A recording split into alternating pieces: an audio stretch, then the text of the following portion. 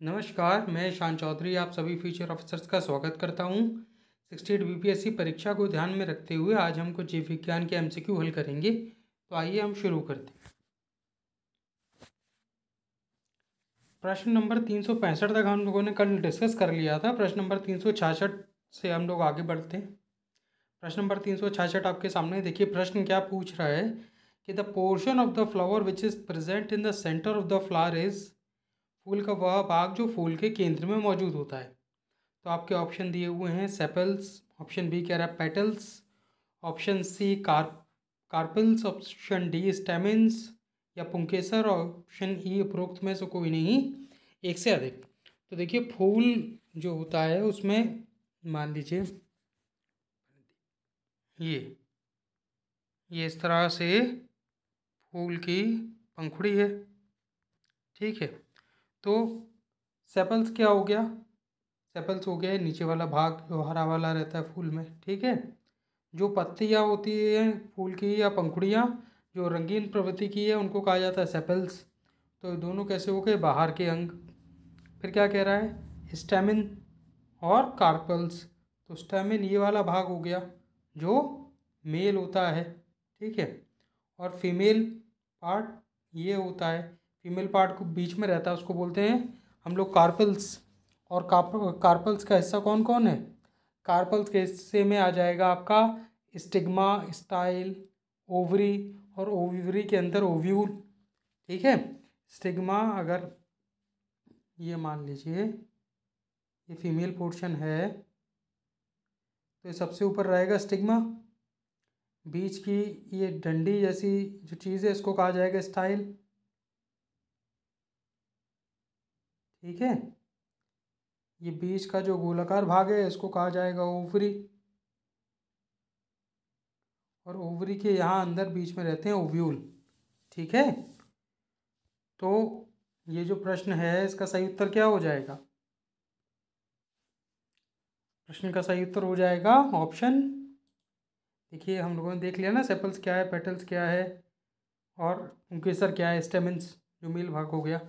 तो अब ये तीनों ही बाहर के, सबसे अंदर अंदरूनी कौन सा भाग है? कार्पेसल्स जो एक फीमेल पार्ट है, ठीक है। प्रश्न नंबर 366 का ऑप्शन हो गया सही आंसर सी, ठीक है। हम लोग आगे बढ़ेंगे। प्रश्न नंबर 367 आपके सामने प्रश्न पूछ रहा है कि which among the following taxa are in the increasing order of their similarities. निम्नलिखित में से कौन सा टेक्सा उनकी समानता में बढ़ते क्रम में है? देखिए हम लोगों ने पीछे बात भी की थी, एक बार फिर देख लेते हैं। एक क्रम होता है जिसमें हम लोग 7 चीज़ों को रखते हैं। सबसे बाहरी आएगा या सबसे पहले आएगा किंगडम, ठीक है। किंगडम के अंदर कई सारे क्या पाए जाएंगे? फाइलम। ये वर्गीकरण है, कोई वस्तु नहीं है, उसके अंदर पाया जाएगा फाइलम, ठीक है। अब दिखाई देगा फाइलम। फाइलम के अंदर आ जाएगा क्लास, क्लास के भीतर आ जाएगा ऑर्डर,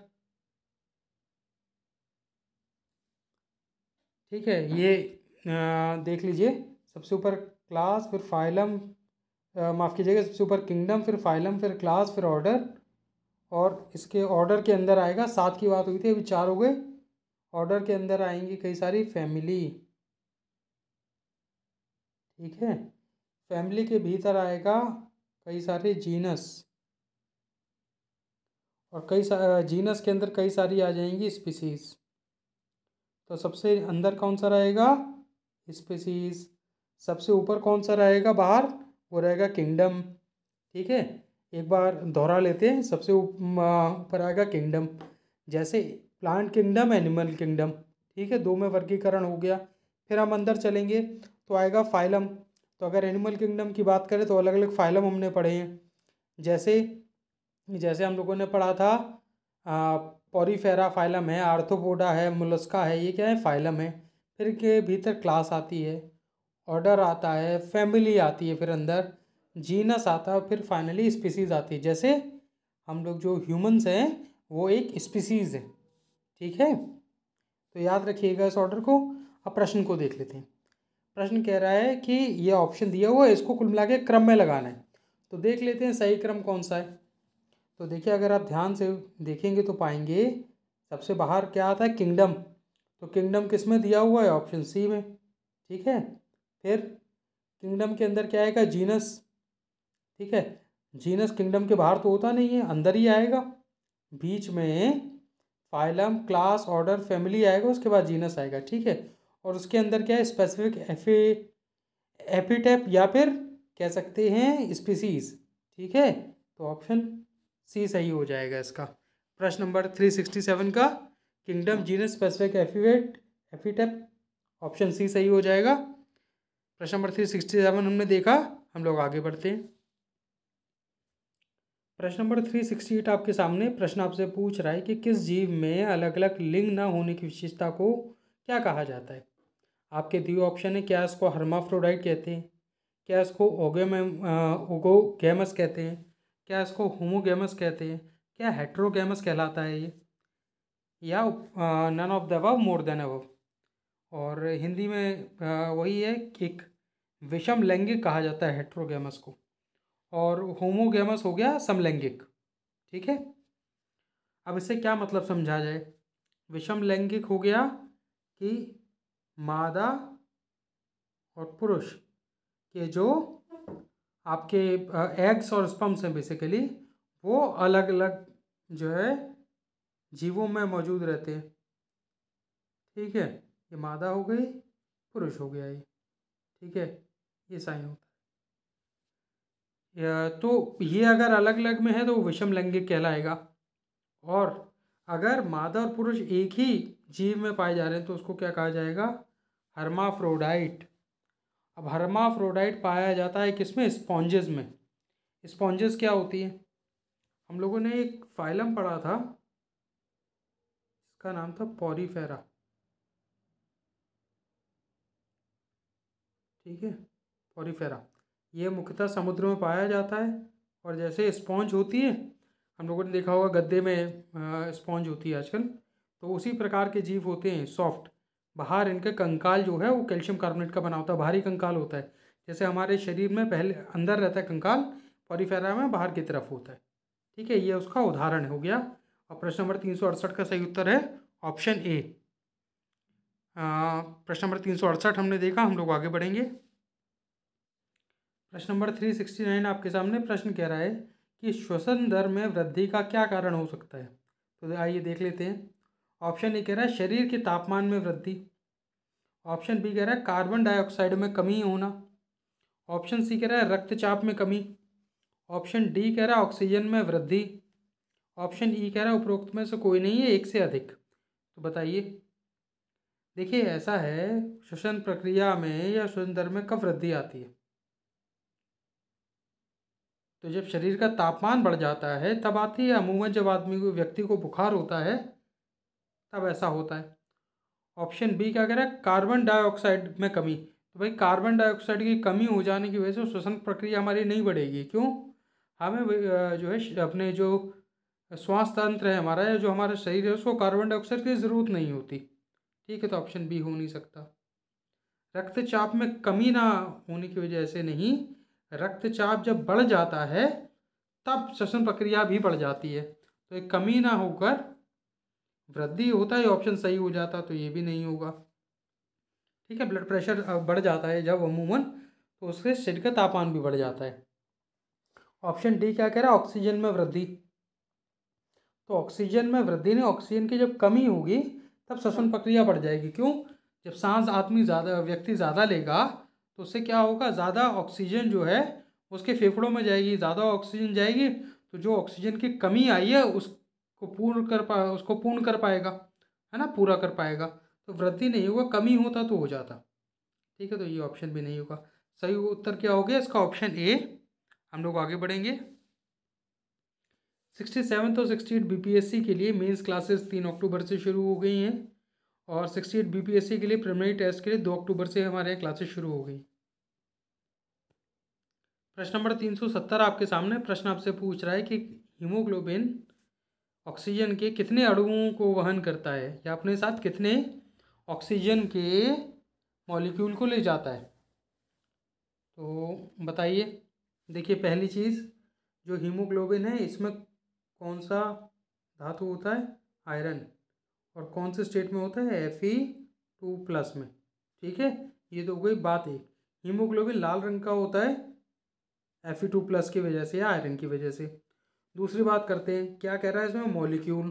तो मॉलिक्यूल का मतलब हो गया ऑक्सीजन, और ऑक्सीजन का ये हो गया मॉलिक्यूल, एक और एक दो। ठीक है, तभी तो ऑक्सीजन को इस तरह लिखा जाता है O2। क्यों? ऑक्सीजन दो मॉलिक्यूल जो होता है उसमें दो ऑक्सीजन के एटम होते हैं। ये तो हो गई बाहरी बात। अब कर लेते हैं जो पूछ रहा है कि एक हीमोग्लोबिन ऑक्सीजन के कितने अणुओं को वहन करता है, तो उसका सही उत्तर होगा गा या 4। ठीक है, 4 मॉलिक्यूल को लेके जाता है, तो कुल मिला के कितनी ऑक्सीजन के एटम हो गए?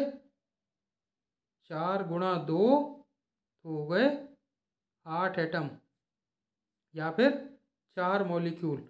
तो प्रश्न ध्यान से पढ़िएगा, कई बार क्या पूछ लेता है कि मॉलिक्यूल ना पूछ के एटम पूछ लेता है, तो आप जल्दबाजी में 4 मत लगाइएगा, है ना, तब सही उत्तर इसका 8 हो जाएगा। ठीक है, प्रश्न नंबर 370 हमने देखा, हम लोग आगे बढ़ेंगे। प्रश्न नंबर 371 आपके सामने प्रश्न पूछ रहा है कि निम्नलिखित में से किस पहलू पर प्रसार निर्भर नहीं करता? On which of the following aspect diffusion does not depend? Diffusion क्या होता है? डिफ्यूज़न अमूमन पाया जाता है गैस में। ठीक है, तो जब किसी बहुत छोटे से ओरिफिस से या एक बहुत छोटे से छिद्र से गैस पास होती है, तो उस प्रोसेस को कहा जाता है डिफ्यूज़न। ठीक है, अब उसी के बारे में ये पूछ रहा है। तो ये प्रश्न जो है ये रसायन विज्ञान में और जीव विज्ञान दोनों में आता है। ठीक है, तो इस प्रश्न को देखेंगे कि पहला कह रहा है ऑप्शन इसमें, गैसों की घुलनशीलता, solubility of the gases. Option B कह रहा है thickness of the respiratory membrane, श्वसन झिल्ली की मोटाई। ठीक है, रेस्पिरेटरी मेम्ब्रेन कहाँ पाई जाएगी? फेफड़ों में। ठीक है, ऑप्शन सी क्या कह रहा है? आंशिक दबाव अंतर, पार्शियल प्रेशर डिफरेंस। और ऑप्शन डी कह रहा है molecular weight of the gas, गैसों का आणविक भार, और उपरोक्त में से कोई नहीं, एक से अधिक। तो देखिए निर्भर नहीं करता है पूछ रहा है, तो घुलनशीलता पे करेगा। जो गैस जितनी ज़्यादा घुलनशील होगी वो उसका डिफ्यूजन प्रोसेस उससे सबसे ज़्यादा होगा। ठीक है, अगर दो गैसों में कंपेयर करें। श्वसन झिल्ली की मोटाई पर भी निर्भर करेगी, जितनी कम झिल्ली मोटी होगी उतना डिफ्यूजन ज़्यादा होगा। ठीक है, आंशिक दबाव में अंतर, ये बात भी सही है, आंशिक दबाव का अंतर जब ज़्यादा होगा तो डिफ्यूज़न भी ज़्यादा होगा। ठीक है, पर गैसों के आणविक भार पर ये निर्भर नहीं करता है, आपसे निर्भर नहीं करता है पूछा है, तो ऑप्शन डी इसका उत्तर हो जाएगा। किसका? प्रश्न नंबर 371 का। ठीक है, हम लोग आगे चलेंगे। प्रश्न नंबर 372 आपके सामने प्रश्न आपसे क्या पूछ रहा है कि श्वास में शामिल वायु की मात्रा निर्धारित करने के लिए किस उपकरण का प्रयोग किया जाता है? Which instrument is use for determining the volume of air involve in breathing? आपका ऑप्शन ए है स्पायरोमीटर, ऑप्शन बी है गैल्वेनोमीटर, ऑप्शन सी है एरोमीटर, ऑप्शन डी है इलेक्ट्रोकार्डियोग्राम, ऑप्शन ई है नन ऑफ द अबव या मोर than one, उपरोक्त में से कोई नहीं, एक से अधिक। तो देखिए ऐसा है कि एक व्यक्ति जब सांस ले रहा है तो उसमें कितनी वो सांस अंदर खींच रहा है और कितनी बाहर फेंक रहा है, या फिर कितनी इनहेल कर रहा है कितनी एक्सहेल कर रहा है, उसको जिस उपकरण से या इंस्ट्रूमेंट से नापा जाता है उसको कहा जाता है स्पायरोमीटर। ठीक है, ये तो हो गई फैक्ट की बात। अब इसका उपयोग क्यों होता है?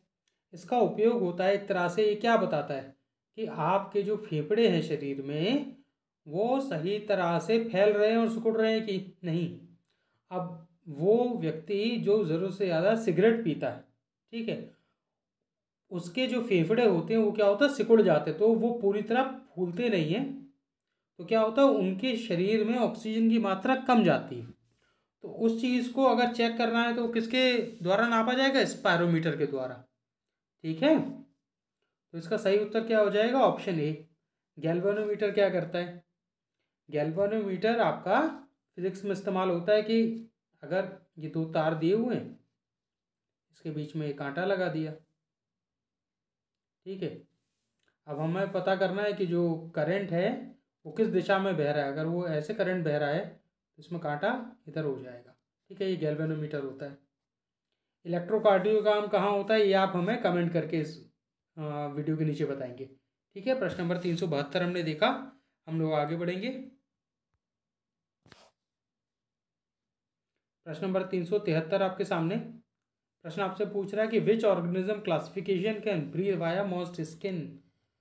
कौन सा ऐसा जीव है जो नम त्वचा के माध्यम से सांस ले सकता है। तो देखिए ऐसा है, आपके इसमें ऑप्शन पहले पढ़ लेते हैं। ऑप्शन कह रहा है पहला पक्षी, ऑप्शन बी स्तनधारी, ऑप्शन सी सरीसृप, ऑप्शन डी उभयचर, ऑप्शन ई उपरोक्त में से कोई नहीं, एक से अधिक। तो देखिए ऐसा है, ये हमें सबको पता है कि चिड़िया तो आकाश में उड़ती हैं, ठीक है, या ज़मीन पर पाई जाती हैं। कुछ ऐसी चिड़िया भी ना जो उड़ नहीं सकती, जैसे पेंगुइन। तो वो क्या है, वो नम त्वचा तो उनकी होगी नहीं। ठीक है, तो पक्षी तो हो गया गलत। स्तनधारी हम लोग इंसान हैं, त्वचा से तो हम सांस लेते नहीं, हमारे पास फेफड़े मौजूद हैं उसके लिए, तो ये भी नहीं हो गया। अब यहाँ बचे दो ऑप्शन, सरीसृप और उभयचर। तो अब सोचिए कि कौन हो सकता है इसमें से। तो उभयचर अमूमन का कैसा जीव होता है जो पानी और सतह दोनों पर पाया जाता है। ठीक है, तो उभयचर ऐसा जीव है जो उसमें फेफड़े भी मौजूद होते हैं। जब वो सतह पे रहता है तो फेफड़े सांस लेता है, साथ ही साथ वो अपनी स्किन द्वारा या त्वचा द्वारा भी सांस लेता है। ठीक है, इसका सही उत्तर क्या हो जाएगा, ऑप्शन डी। इसका उदाहरण जैसे कि मेढक। ठीक है, एक जीव और है जो उभयचर तो नहीं है पर अपनी त्वचा से सांस लेता है, नम त्वचा से। उसका उत्तर है केंचुआ या अर्थवॉर्म। ठीक है, वो अपनी मॉइस्ट स्किन से सांस लेता है, नम त्वचा से। ठीक है, पर वो उभयचर नहीं है, वो आएगा किसके अंदर, निमेटोड्स के अंदर, फाइलम निमेटोड्स। ठीक है, 373 प्रश्न हमने देखा। हम लोग आगे बढ़ेंगे। देखिए प्रश्न नंबर 373 में ना जो केंचुआ या अर्थवॉर्म है उसको शायद हमने गलती से निमेटोड बोल दिया है। वो निमेटोड नहीं होगा। ठीक है, उसका फाइलम, केंचुआ का फाइलम होता है एनेलिडा। जल्दी जल्दी में ना कई बार फंबलिंग हो जाती है और गलती हो जाती है, इस वजह से। केंचुआ जो होता है वो आएगा एनेलिडा के अंडर।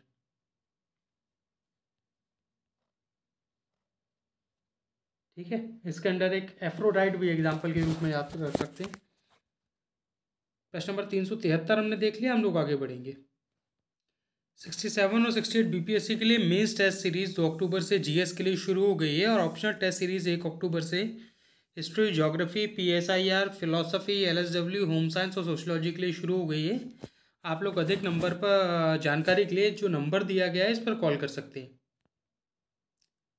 प्रश्न नंबर 374 आपके सामने। प्रश्न आपसे पूछ रहा है कि निम्नलिखित में से किसकी कमी से परिणाम स्वरूप क्वाशियरकर होता है। तो क्वाशियरकर कैसी बीमारी हुई, क्वाशियरकर हुई एक डिफिशियंसी डिसीज़, मतलब किसी की कमी की वजह से, और ये एक व्यक्ति से दूसरे व्यक्ति में ट्रांसफ़र नहीं हो सकती, जैसे ज़ुकाम या कोविड हो जाता है। ठीक है, एक बात तो ये पता चली।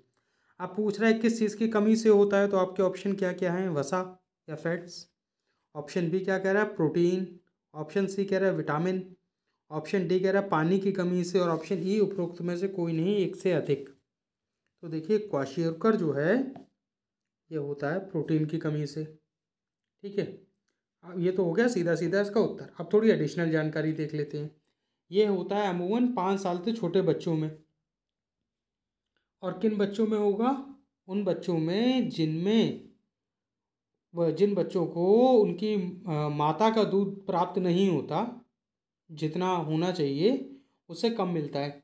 और साथ ही साथ क्या होता है कि उनका जो जो भोजन है वो पूर्ण माता के दूध पर निर्भर ना रह के ऐसे खान पीन पर जो निर्भर रहता है जिसमें कैलोरी बहुत ज़्यादा होती है, या कह लें कि जिसमें बहुत ज़्यादा चर्बी पाई जाती है, खाने में वसा होती है, और प्रोटीन की मात्रा कम होती है। ठीक है, तो ऐसा भोजन खाने से बच्चों का क्या है, ग्रोथ रुक जाती है, और उन्हें क्वाशियोरकर हो जाता है। ठीक है, क्वाशियोरकर हटाने के लिए क्या कर सकते हैं कि ये बीमारी अगर बच्चे को है तो क्या किया जा सकता है, उसको प्रोटीन रिच डाइट दी जाए तो ये हो जाएगी ठीक। ठीक है, असल में ये कोई बीमारी नहीं है, ये कमी है एक तरह की। ठीक है, प्रश्न नंबर 374 हमने देखा, हम लोग आगे बढ़ेंगे। प्रश्न नंबर 375 आपके सामने। प्रश्न आपसे पूछ रहा है कि which among the following is not a cause of indigestion. निम्नलिखित में से कौन सा अपच का कारण नहीं है। तो देखिए, पहला क्या है, अधिक खाना। अब बताइए, शादी ब्याह में लोग ज़रूरत से ज़्यादा खा लेते हैं और उसके बाद अपच की परेशानी होती है कि नहीं, नहीं पूछा है, तो अधिक खाने से तो होगी। दूसरा कह रहा है फूड पॉइजनिंग या खाद्य विषाक्तता। ठीक है, तो अगर कहीं कोई व्यक्ति ऐसा खाना ग्रहण कर लेता है जो सड़ा या गला हुआ है, या वो जो रास्ते में जो होता है ना, ठेल वगैरह पर लोग खाना खाने शुरू कर देते हैं, गोलगप्पे हो गए या वैसी कुछ चीज़ें हो गई, तो उससे क्या फूड पॉइजनिंग का खतरा रहता है, और ये अमूमन बरसात में ज़्यादा होता है, तो उससे भी अपच की दिक्कत हो सकती है। दूसरा क्या कह रहा है, एंग्जाइटी या उद्वेग, तो इससे भी अपचता होती है। आदमी क्या है, घबराहट में अपच का कारण होता है, आदमी को जो या किसी व्यक्ति को घबराहट होती है। ठीक है, उद्वेग या एंग्जाइटी कह लीजिए। ऑप्शन डी क्या कह रहा है, एडिक्वेट एंजाइम सेक्रेशन, तो पर्याप्त एंजाइम का जब स्त्राव होगा तो उससे अपच कैसे होगा। एंजाइम का जो स्त्राव है या सेक्रेशन है वो पूरा पर्याप्त मात्रा में नहीं होगा, तब अपच का कारण बनेगा। आपसे नहीं पूछा है और ऑप्शन डी ही इसका सही उत्तर हो जाएगा। ठीक है, हम लोग आगे चलेंगे। प्रश्न नंबर 376 आपके सामने। प्रश्न आपसे पूछ रहा है कि which is the main organ for absorption, अवशोषण के लिए मुख्य अंग कौन सा है। आपके ऑप्शन कौन कौन से हैं। पहला है मुंह या मुख, ऑप्शन बी है पेट, ऑप्शन सी है छोटी आंत, ऑप्शन डी है बड़ी आंत, ऑप्शन ई है उपरोक्त में से कोई नहीं है, एक से अधिक। तो देखिए, जब भोजन ग्रहण किया जाता है तो किससे जाता है, मुंह से, फिर पहुंचता है पेट में, पेट के बाद गुजरता है छोटी आंत से, फिर बड़ी आंत से, और अंततः वो शरीर के बाहर निकल जाता है। ठीक है, अब क्या पूछ रहा है कि मुख्य अंग कौन सा है, किसका, अवशोषण का या फूड एब्जॉर्प्शन का। ठीक है, तो बताइए क्या होगा। एब्जॉर्प्शन की बात हो रही है और इसने ये नहीं बताया कि खाने का कि पानी का। ठीक है, तो अब बताइए क्या होगा। ना केवल एब्जॉर्प्शन पूछा, तो एब्जॉर्प्शन छोटी आंत में किसका होगा, खाने का और न्यूट्रिएंट्स का। पानी किस में होता है, डी में, और दोनों ही ऑप्शन सही हो गए, सी और डी। तो इसका सही उत्तर क्या हो जाएगा, एक से अधिक। देखिए, अवशोषण एब्जॉर्प्शन पूछ रहा है, ना खाना दिया है ना पानी दिया है, तो एब्जॉर्प्शन का काम दोनों में होता है। ठीक है, कंफ्यूज मत होइएगा कि केवल छोटी आंत में एब्जॉर्प्शन होता है, पानी का एब्जॉर्प्शन बड़ी आंत में होता है। ठीक है, ऑप्शन ई सही होगा, दोनों सी और डी सही है, ये ए और बी गलत हो गए इसके। ठीक है, प्रश्न नंबर 376 हमने देखा, हम लोग आगे बढ़ेंगे। प्रश्न नंबर 377 आपके सामने। प्रश्न आपसे पूछा है कि निम्नलिखित में से कौन सा पीलिया का लक्षण है। Which of the following is a symptom of jaundice. ठीक है, पहले समझ लेते हैं प्रश्न कि पीलिया क्या होता है। पीलिया होता है वायरस की वजह से। ठीक है, इसका मुख्य तो है वायरस, वायरस की वजह से होता है। देखिए, वायरस और बैक्टीरिया की बीमारी ध्यान से देख लीजिएगा, एग्जाम में कंफ्यूज मत होइएगा, काफ़ी आपस में सुनने में एक जैसी लगती हैं। ठीक है, तो पहली तो चीज़ हो गई कि किससे फैलता है, वायरस से। अब इसके होता क्या है इसमें वो समझ लेते हैं। तो आपका जो लिवर है या यकृत है, उसमें क्या होता है, एक सेक्रेशन होता है जिसको हम जानते हैं बाइल के नाम से। ये बाइल लिवर में बनता है और किस में स्टोर रहता है, गॉल ब्लैडर में। ठीक है, जो पित्त की थैली होती है उसमें ये भरा रहता है, लिवर बनाता जाता है और भरता जाता है उसे, और जब ज़रूरत होती है तो ये कहाँ पहुँचता है, सीधे छोटी आंत में, स्मॉल इंटेस्टाइन में। ठीक है, और उसका मुख्य काम क्या होता है, जो खाना जो पेट से निकल के स्मॉल इंटेस्टाइन में पहुंचा है उसका जो पीएच है उसको बेसिक बनाना, 7 से बढ़ाना, जिससे पेनक्रियास के से जो स्राव या सेक्रीशन निकल रहा है उसका काम शुरू हो पाए। ठीक है, ये तो हो गई एक बात। अब जब पीलिया होता है तो उसमें क्या होता है, ये जो बाइल है ये ज़रूरत से ज़्यादा बनने लगता है, और जब ज़रूरत से ज़्यादा बनता है तो जो खून है उसमें बाइल पहुंचने लगता है। इसका जिस व्यक्ति को पीलिया होता है उसका क्या क्यों कहा जाता है पीलिया, क्यों उसकी आंखें पीली पड़ जाती हैं, उसका जो पेशाब है उसमें पीलापन आने लगता है। ठीक है, urine becomes yellow and I का जो वाइट वाला पोर्शन है ये पीला हो जाता है, दूर से दिख जाता है व्यक्ति इसको पीलिया है। और इंडिया में काफ़ी मौतें भी होती हैं पीलिया की वजह से अगर इसका सही समय पे इलाज नहीं कराया जाए। ये हो गई एडिशनल इन्फॉर्मेशन। अब प्रश्न पे आते हैं। प्रश्न क्या कह रहा है कि पीलिया का लक्षण क्या है, क्या क्या दिया हुआ ऑप्शन कि पित्त लवण लिवर में जमा हो जाता है, बाइल डिपॉजिट्स इन लिवर, देखिए गला लिवर या यकृत में। ठीक है, दूसरा ऑप्शन कह रहा है कि पित्त लवण आंखों में जमा हो जाता है। ऑप्शन सी कह रहा है पित्त वर्णक यकृत में जमा हो जाता है। ऑप्शन डी कह रहा है पित्त वर्णक आंखों में जमा हो जाता है, the bile pigment deposits in the eyes. तो बताइए पीला क्या पड़ेगा, आंखें पीली पड़ेगी ना, दूर से दिखाई भी देती हैं, यही सही ऑप्शन होगा। तो पीलिया से जुड़ी हुई कुछ मुख्य बातें हम लोगों ने कर ली हैं। अब इसमें थोड़ी एडिशनल इन्फॉर्मेशन एक और आपको बता देते हैं कि जो खून है उसमें क्या पहुंचता है, बाइल, तो उसका क्या बन जाता है, बिल बिलीरुबिन, बिलीरुबिन बोलते हैं, ये होता है ब्लड में मौजूद। ठीक है, इसकी वजह से बाइल पिगमेंट जब आपके ब्लड में जमा होने लगेंगे तो ये बिलिरुबिन है जो आंखों को पीला कर देता है। ठीक है, जो पित्त वर्णक की बात हो रही है बिलिरुबिन होगा। प्रश्न नंबर 377 और इसका सही उत्तर होगा ऑप्शन डी। हम लोग आगे बढ़ेंगे। बीपीएससी 68 के लिए क्लास ऑफ टेस्ट सीरीज 2 अक्टूबर से हमारे यहाँ शुरू हो गई है। आप लोग अधिक जानकारी के लिए जो ये नंबर दिया है इस पर कॉल कर सकते हैं। प्रश्न नंबर 378 आपके सामने। प्रश्न क्या पूछ रहा है आपसे कि निम्नलिखित में से शिशुओं का दूध पचाने वाला एंजाइम कौन सा है। ठीक है, शिशुओं का मतलब जो बच्चे दूध ग्रहण करते हैं भोजन के रूप में, तो कौन सा एंजाइम उसको पचाता है। आपके ऑप्शन है इसमें, पहला A option lipase, option B lactose, option C rennin, option D pepsin, option E उपरोक्त में से कोई नहीं, एक से अधिक। ठीक है, देखिए एक ऑप्शन तो पहले ही गलत हो जाता है, ऑप्शन बी। क्यों, लैक्टोज क्या है, शुगर है, एंजाइम नहीं है, तो ऑप्शन बी तो हो गया गलत। ठीक है, अब बाकियों की बात कर लेते हैं। तो 378 का सही ऑप्शन तो पहले होगा रेनिन, ये निकलता है पेट से। ठीक है, पेट में रेनिन मौजूद होता है, ये क्या करता है, ये कैसिन को पचाता है।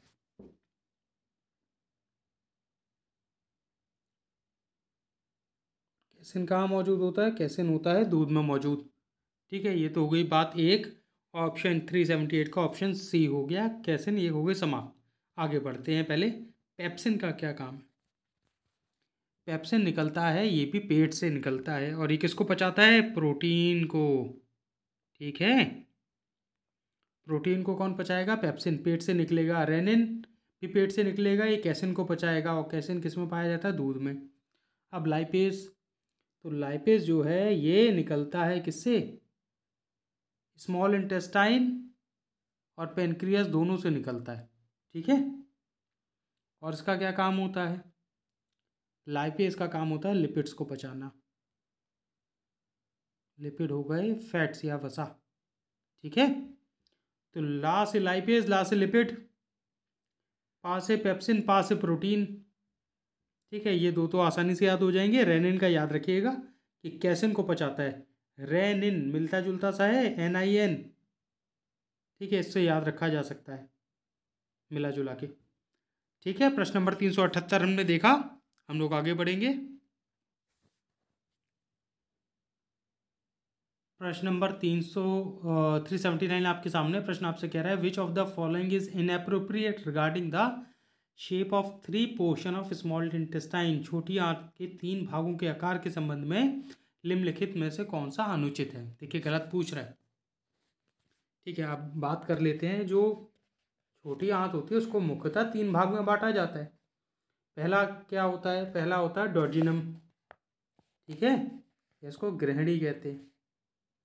ऑप्शन कह रहे हैं, ऑप्शन जो दूसरा भाग होता है उसको कहते हैं जेजुनम। ठीक है, तीसरा जो अंतिम भाग होता है उसको कहते हैं इलिम। तो जो स्मॉल इंटेस्टाइन है या जो छोटी आंत है उसकी लंबाई कितनी होती है? 10 फीट। ठीक है, सबसे पहला भाग कौन सा होता है? डॉर्जिनम। इसकी हाइट, इसकी लंबाई कितनी होगी? 10 इंच लगभग, या मोटा मोटा 1 फुट मान लेते हैं। उसके बाद आता है जेजुनम। जेजुनम हो गया 3 फीट का, 3 फीट। ठीक है, ये दूसरे नंबर की लंबाई। सबसे लंबा होगा कौन सा? इलियम। इलियम की लंबाई 6 फीट। अब इसी से समझेंगे इसे। ठीक है, अब क्या क्या दिया हुआ ऑप्शन? ऑप्शन सी कह रहा है कि डेडुनम जो है वो सी शेप का होता है, ग्रहणी सी शेप की है। या ऑप्शन बी कह रहा है डेडुनम जे शेप का है। ऑप्शन सी क्या कह रहा है? इलियम हाईली कॉइल्ड है। ठीक है, और जेजुनम लॉन्ग कॉइल्ड है। तो अगर इस चीज़ को समझने की कोशिश करें तो सबसे लंबा भाग कौन सा है? इलियम। कितना लंबा है? 6 फीट का। तो उतनी ही जगह है, 6 फीट समान है, तो ये कैसा होगा? अत्यधिक कुंडलित। ठीक है, तो ऑप्शन सी तो सही हो गया।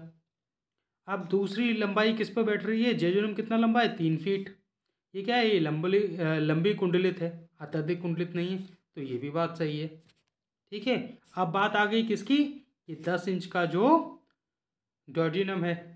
ठीक है, इसकी बात कर लेते हैं कि ये कौन, क्या इसका शेप है? क्या ये सी शेप का है? क्या ये आपका जी शेप का है? तो आपका जो डेजुनम होता है इसकी लंबाई होती है, या इसका शेप कैसा होता है? सी शेप। तो ऑप्शन ए सही हो जाएगा इसका। ठीक है, आपसे पूछा क्या गया है? आपसे पूछा है कौन सा गलत है। तो हमने देखा ऑप्शन ए, सी और डी तीनों सही है। गलत पूछा है तो जे शेप का है नहीं, सी शेप का है, तो सही उत्तर इसका हो जाएगा ऑप्शन बी। ठीक है, प्रश्न नंबर 379 हम देखा। हम लोग आगे बढ़ेंगे। प्रश्न नंबर 380 आपके सामने। प्रश्न आपसे पूछ रहा है कि दांतों की कठोर चबाने वाली सतह को क्या कहते हैं? ऑप्शन ए आपका है ए एनेमल, ऑप्शन बी है टंग, ऑप्शन बी है पेपिलेई, ऑप्शन डी है फ्रेन्यूलम, ऑप्शन ई है उपरोक्त में से कोई नहीं, एक से अधिक। तो देखिए ये बात सामान्य रूप से पता है कि जो हार्ड च्यूइंग सरफेस है दांत की उसको बोलते हैं इनेमल। और ये सबसे जो दांत होता है सबसे ऊपरी भाग होता है उसका। अगर ये मान लीजिए दांत है तो सबसे ऊपरी भाग होता है जो इसको कहते हैं इनेमल। और ये शरीर का सबसे हार्ड पार्ट होता है, सबसे कठोर पार्ट होता है इनेमल, हार्डेस्ट। तो ये तो हो गई एक बात। प्रश्न नंबर 380 का हमने देख लिया। अब एडिशनल इन्फॉर्मेशन की बात करते हैं। जीभ आप सबको पता है कुछ इस प्रकार की होती है। ठीक है, तो च्यूइंग सरफेस है तो जीभ का तो कोई लेना देना नहीं, इसमें बात कर लेते हैं। ये दो ऑप्शन की बात करेंगे सी और डी की, ये कुछ अलग से है। तो वो जीभ का नीचे का हिस्सा जो जीभ को मुंह से जोड़ता है, हमारी जीभ जो है वो पूरी तरह पीछे से जुड़ी नहीं, बीच में हमारे मुंह से जुड़ी हुई है। और वो जिस चीज़ से जुड़ी हुई है उसको क्या कहा जाता है? उसको कहते हैं फ्रेन्यूलम। नीचे की तरफ सतह से एक खाल से जुड़ी रहती है जीभ, उसको कहते हैं फ्रेन्यूलम। ठीक है, और पेपिलेई क्या है? तो जीभ के ऊपर सतह पर, यहाँ पर ये ऊपरी हिस्सा हो गया, तो जीभ के ऊपरी सतह पर छोटे छोटे, देखिएगा शीशे में, उभार होते हैं। ठीक है, इनको कहा जाता है पेपिलेई। ठीक है, पेपिलेई हो गया उभार और फ्रेन्यूलम हो गया नीचे की झिल्ली जो जीभ को जोड़ती है मुंह से। ठीक है, प्रश्न नंबर 380 को हमने देखा। इसका सही उत्तर ऑप्शन ए इनेमल हो जाएगा। हम हम लोग आगे बढ़ेंगे। प्रश्न नंबर 381 आपके सामने 3T1 ये पूछ रहा है कि chloroplast are also called as, chloroplast को क्या कहा जाता है, दूसरा नाम क्या है? क्या इसको प्रकाश संश्लेषण के कारखाने कहा जाता है, फोटोसिंथेटिक फैक्ट्रीज? क्या इसको खाद्य निर्माता कहा जाता है? क्या इसको रंग कारखाना या कलर फैक्ट्रीज कहा जाता है? क्या इसको जीवनदाता या लाइफ गिवर कहा जाता है? या उपरोक्त में से कोई नहीं, एक से अधिक? तो देखिए हमें पता है क्लोरोप्लास्ट कहाँ मौजूद होता है, हरी पत्तियों में या हरी टहनियों में, ठीक है। और उसका मुख्य काम क्या होता है, प्रकाश संश्लेषण करना, फोटोसिंथेसिस। इसका तो सही उत्तर हो जाएगा ये। एक तरफ बात खत्म हो गई। अब प्रकाश संश्लेषण की प्रक्रिया में क्या होता है कि धूप की जो रोशनी है तो उससे क्या मिलती है, लाइट एनर्जी। प्रकाश किरणें में लाइट एनर्जी होती है, उससे क्या होता है, पेड़ अपने शुगर का या कह लें ग्लूकोज का निर्माण करते हैं, ठीक है। और ये ग्लूकोज आगे चल के स्टार्च में बदल जाता है, स्टार्च में। तो ये तो हो गई एक तरफ की बात। थोड़ी और बात कर लेते हैं। ये कलर फैक्ट्री और रंग कारखाना किसे कहा जाता है? अगर फोटोसिंथेटिक फैक्ट्री ऊपर हो गया तो ये कहा जाएगा क्रोमोप्लास्ट को। भाई जहाँ रंग पाए जाएंगे वहीं होगा क्रोमो। ये कहाँ पाया जाएगा, फूल की पत्तियों में, फल के जो अलग अलग रंग हैं उसके ऊपर, ठीक है। प्रश्न नंबर 381 हमने देखा, इसका सही उत्तर होगा ऑप्शन ए। हम लोग आगे बढ़ेंगे। 67 और 68 BPSC के लिए mains optional course history, geography, PSIR, philosophy, LSW, home science, sociology के लिए 2 अक्टूबर से हमारे यहाँ शुरू हो गए हैं। आप लोग अधिक जानकारी के लिए जो नंबर दिया हुआ है इस पर कॉल कर सकते हैं। प्रश्न नंबर 382 आपके सामने प्रश्न आपसे पूछ रहा है कि प्रकाश संश्लेषण के बारे में शोध करने के लिए किन संस्थानिकों का उपयोग किया जाता है। Which of the isotopes use to research about photosynthesis. अभी हमने देखा फोटोसिंथेसिस की प्रक्रिया में मुख्यतः 2 गैसें इस्तेमाल होती हैं, एक होती है CO2, एक होती है ऑक्सीजन। तो दोनों में क्या है, कार्बन और ऑक्सीजन। इसमें ऑक्सीजन है, इसमें भी ऑक्सीजन और साथ में कार्बन भी है। तो कुल मिला के कौन कौन से 2 एलिमेंट हो गए, कार्बन और ऑक्सीजन, यही 2 हैं, ठीक है। किसमें, फोटोसिंथेसिस की प्रक्रिया में। तो ये होगा नहीं, ये भी नहीं होगा और ये भी नहीं होगा। ऑप्शन तो हो गया डी। थोड़ी सी बात कर लेते हैं इस पर और एडिशनल इन्फॉर्मेशन ज़रूरी है। कार्बन जो है वो नॉर्मली किस फॉर्म में पाया जाता है, C12, ठीक है। C12 का मतलब क्या हो गया, 6 तो इसमें प्रोटॉन और 6 न्यूट्रॉन। ये क्या कह रहा है, बात कर रहा है C14 की।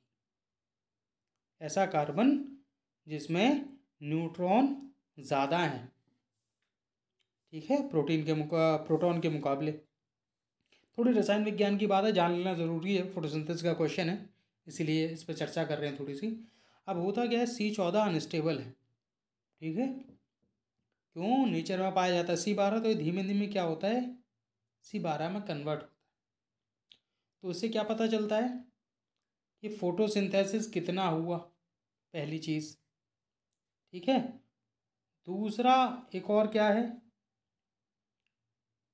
हमारे यहाँ नेचर में मिलता है O16 और यहाँ बात कर रहा है O18 की। तो वो पेड़ जिसमें फोटोसिंथेसिस की प्रक्रिया हो रही है उसमें O18 की मात्रा O16 से ज़्यादा होगी। तो जिसमें O18 और C14 पाया जाएगा जिस पेड़ में, उससे पता चल जाएगा कि इसमें फोटोसिंथेसिस हो चुका है या हो रहा है, ठीक है। तो याद रखिएगा O18 और C14 से, ठीक है। प्रश्न नंबर 382 ऑप्शन डी। हम लोग आगे बढ़ेंगे। प्रश्न नंबर 383 आपके सामने प्रश्न आपसे पूछ रहा है कि निम्नलिखित में से कौन नाइट्रोजन चक्र के लिए पूल नहीं है। कहने का तात्पर्य यह है कि जो नाइट्रोजन साइकिल है वो इनमें से किस से होकर गुजरती नहीं, वो पूछा जा रहा है। तो भाई हमें पता है कि हमारे नाइट्रोजन N2 के फॉर्म में वायुमंडल में मौजूद रहती है, ट्रिपल बॉन्ड होता है इसका, ठीक है। अब कितने प्रतिशत नाइट्रोजन वायुमंडल में पाई जाती है ये आप कमेंट करके हमें नीचे बताइएगा, इसी वीडियो के नीचे, ठीक है। तो वायुमंडल में तो होगी होगी, क्या बायोमास में होगी? बायोमास क्या है? अगर देखा जाए तो पेड़ जो है एक बायोमास है, और पेड़ नाइट्रोजन को लेते हैं भाई। दाल के जो पेड़ हैं उसमें नाइट्रोजन मौजूद होता है, और पेड़ को वैसे भी चाहिए नाइट्रोजन अपनी ग्रोथ के लिए, तो बायोमास में तो होगा ही। फिर बात कर रहे हैं मृदा में, तो ये हम जानते हैं कि जो नाइट्रोजन फिक्सिंग बैक्टीरिया हैं वो पाए जाते हैं मृदा में, तो नाइट्रोजन उसमें भी पाई जाएगी। कहाँ नहीं मिलेगी? महासागरों में। ठीक है, तो जो नाइट्रोजन चक्र है वो महासागर से होकर नहीं गुजरता, वायुमंडल, बायोमास और मृदा तीनों में पाया जाता है। जब पेड़ मर जाता है तो ये बायोमास से मिट्टी में नाइट्रोजन किसके फॉर्म में जाता है? नाइट्रेट्स के फॉर्म में अमूमन। ठीक है, पेड़ लेते हैं नाइट्रोजन नाइट्रेट के फॉर्म में। तो किस में नहीं पूछा है? नहीं हो जाएगा महासागरों में। 383 का ऑप्शन हो गया बी सही। हम लोग आगे बढ़ेंगे। प्रश्न नंबर 384 आपके सामने प्रश्न आपसे पूछ रहा है कि which of the subsequent elements will not cause delay flowering due to less concentration. कहने का तात्पर्य है कि जो नीचे दिए हुए तत्व हैं इनमें से किसकी कमी की वजह से फूल जो बनता है उसमें देरी का कारण नहीं बनेगा वो। मतलब कुल मिला के जो अगर उसकी कमी कर दी जाए तो फूलों के निकलने में कोई देरी नहीं होगी। तो कुल मिला के कौन जिम्मेदार नहीं है ये पूछा है, नहीं है। ठीक है, तो इसका सही उत्तर होगा potassium. Molybdenum, sulphur, nitrogen. Sulphur को गंधक कहते हैं हिंदी में, नाइट्रोजन एन ये मॉलिब्डेनम है। 17 प्रकार के तत्व ज़रूरी होते हैं किसके लिए? पेड़ के लिए। पोटेशियम का क्या काम होता है बताइए? पोटेशियम का मेन काम होता है के पोटेशियम का जो है सिंबल है। ठीक है, पोटेशियम धातु है, इसका काम होता है प्रोटीन बनाने में। पेड़ों में प्रोटीन जो है किसके माध्यम से बनता है? पोटेशियम की वजह से। और यहाँ क्या पूछ रहा है? फूल कि जो फूल आ रहा है उसमें देरी का कारण कौन सा नहीं बनेगा? तो पोटेशियम नहीं बनेगा, सीधा सीधा डायरेक्ट आंसर है। ठीक है, प्रश्न नंबर 384 हमने देखा। हम लोग आगे बढ़ेंगे। प्रश्न नंबर 385 आपके सामने प्रश्न आपसे पूछ रहा है कि निम्नलिखित में से कौन सा जैव उत्प्रेरक नहीं है? Which among the following are bio catalyst. माफ़ कीजिएगा, पूछा है कि उत्प्रेरक कौन है, बायो कैटलिस्ट कौन है। तो बायो कैटलिस्ट क्या होता है? ये ऐसे एंजाइम्स हैं या ऐसे कंपोनेंट्स हैं किसी भी रिएक्शन में जो उस रिएक्शन का रेट बढ़ा देते हैं। ठीक है, मान लीजिए ये एक्स कोई है, एक प्रक्रिया हो रही है, उसमें वाई में कन्वर्ट हो रहा है, समय लग रहा है इसको 10 मिनट।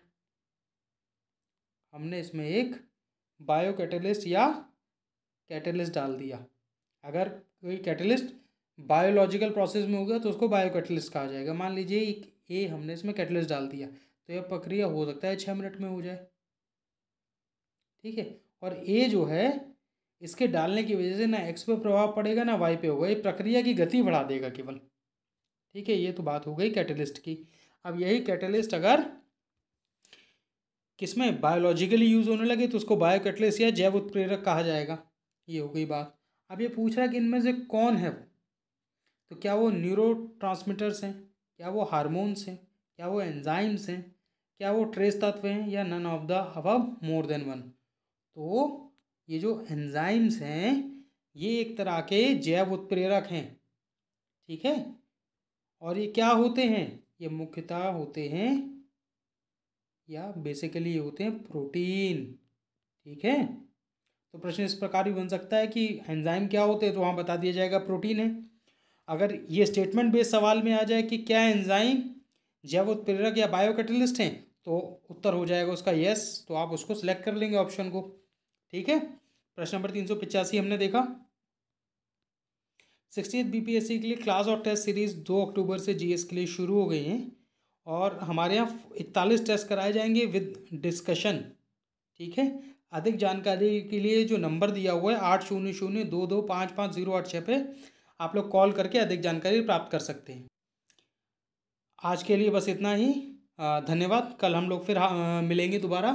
प्रश्न नंबर 386 से श्रृंखला को आगे बढ़ाएंगे। तब तक के लिए धन्यवाद।